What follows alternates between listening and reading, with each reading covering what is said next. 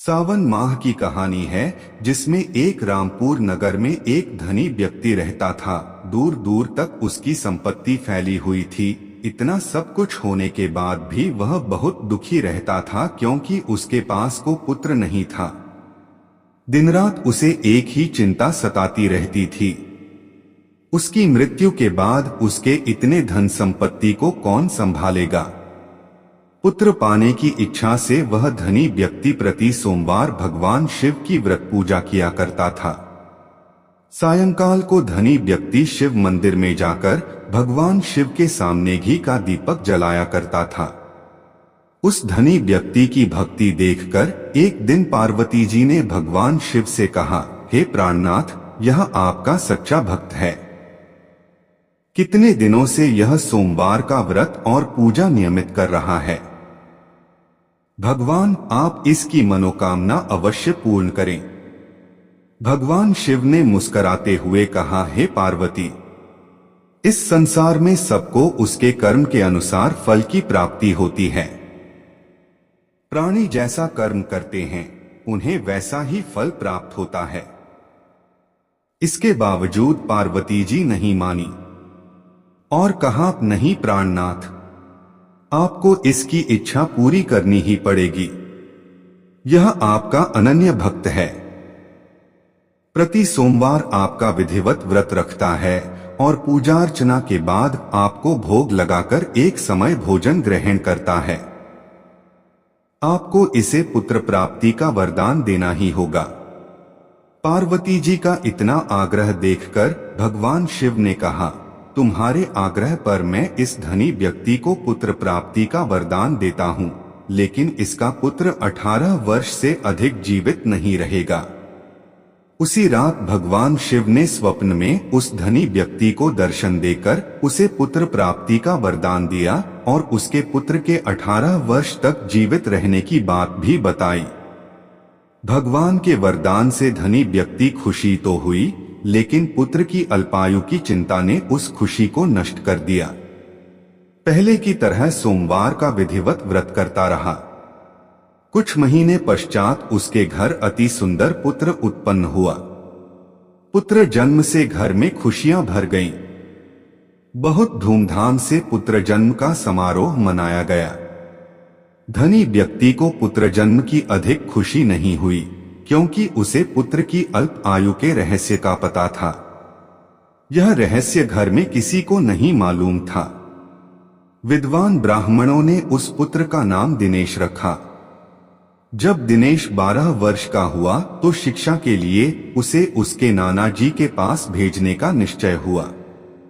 धनी व्यक्ति ने दिनेश के मामा को बुलाया और कहा कि दिनेश को शिक्षा प्राप्त करने के लिए नाना जी छोड़ आओ। दिनेश अपने मामा के साथ शिक्षा प्राप्त करने के लिए चल दिया। रास्ते में जहां भी दिनेश रात्रि विश्राम के लिए ठहरते वहीं भोजन कराते थे। लंबी यात्रा के बाद वे एक नगर में पहुंचे।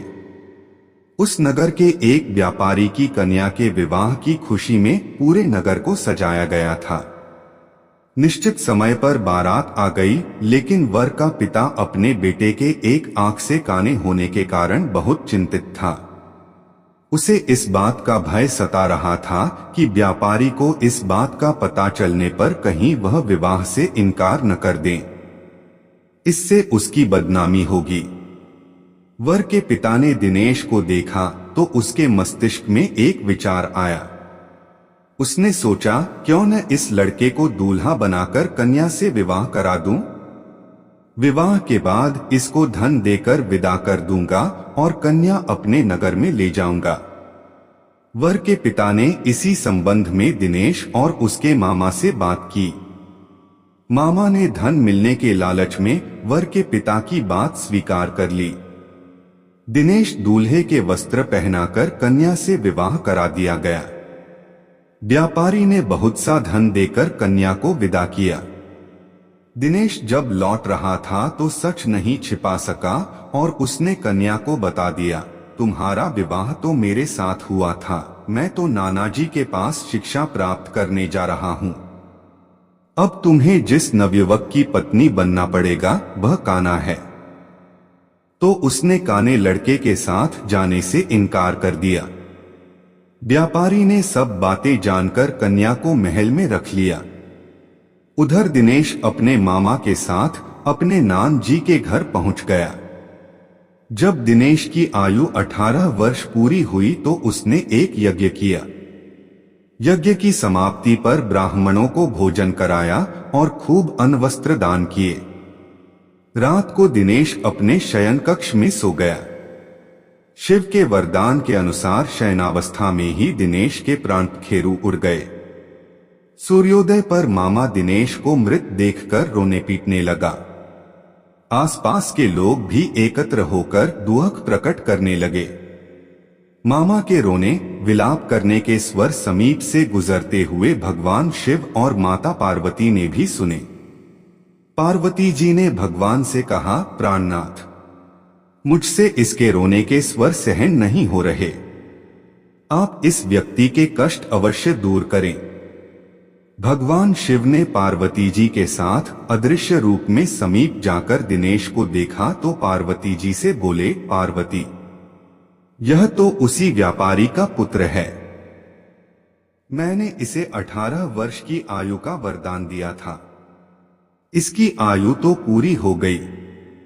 पार्वती जी ने फिर भगवान शिव से निवेदन किया, हे प्राणनाथ, आप इस लड़के को जीवित करें, नहीं तो इसके माता पिता पुत्र की मृत्यु के कारण रो रो कर अपने प्राणों का त्याग कर देंगे। इस लड़के का पिता तो आपका परम भक्त है। वर्षों से सोमवार का व्रत करते हुए आपको भोग लगा रहा है। पार्वती जी के आग्रह करने पर भगवान शिव ने उस लड़के को जीवित होने का वरदान दिया और कुछ ही पल में वह जीवित होकर उठ बैठा। शिक्षा समाप्त करके दिनेश मामा के साथ अपने रामपुर नगर की ओर चल दिया। दोनों चलते हुए उसी नगर में पहुंचे जहां दिनेश का विवाह हुआ था। उस नगर में भी दिनेश ने यज्ञ का आयोजन किया। समीप से गुजरते हुए नगर के व्यापारी ने यज्ञ का आयोजन देखा। व्यापारी ने दिनेश को तुरंत पहचान लिया। यज्ञ समाप्त होने पर व्यापारी दिनेश और उसके मामा को घर में ले गया और कुछ दिन उन्हें घर में रखकर बहुत सा धन वस्त्र देकर पुत्री के साथ विदा किया। रास्ते में सुरक्षा के लिए बहुत से सैनिकों को भी साथ भेजा। दिनेश और मामा ने रामपुर नगर में पहुंचते ही एक दूत को घर भेजकर अपने आगमन की सूचना भेजी। अपने बेटे दिनेश के जीवित वापस लौटने की सूचना से वह धनी व्यक्ति बहुत प्रसन्न हुआ। धनी व्यक्ति ने अपनी पत्नी के साथ स्वयं को एक कमरे में बंद कर रखा था। भूखे प्यासे रहकर व्यक्ति और उसकी पत्नी बेटे की प्रतीक्षा कर रहे थे। उन्होंने प्रतिज्ञा कर रखी थी कि यदि उन्हें अपने बेटे की मृत्यु का समाचार मिला तो दोनों अपने प्राण त्याग देंगे। धनी व्यक्ति अपनी पत्नी और मित्रों के साथ नगर के द्वार पर पहुंचा। अपने बेटे के विवाह का समाचार सुनकर पुत्रवधू को देखकर उसकी खुशी का ठिकाना न रहा। उसी रात भगवान शिव ने धनी व्यक्ति के स्वप्न में आकर कहा, हे श्रेष्ठी, मैंने तेरे सोमवार के व्रत करने और व्रत कथा सुनने से प्रसन्न होकर तेरे पुत्र को लंबी आयु प्रदान की है। धनी व्यक्ति बहुत प्रसन्न हुआ। सोमवार का व्रत करने से धनी व्यक्ति के घर में खुशियां लौट आईं। शास्त्रों में लिखा है कि जो स्त्री पुरुष सावन के सोमवार का विधिवत व्रत करते और व्रत कथा सुनते हैं, उनकी सभी इच्छाएं पूरी होती हैं। आपको यह और कहानी सुनने के लिए मेरे चैनल को सब्सक्राइबर्स करें।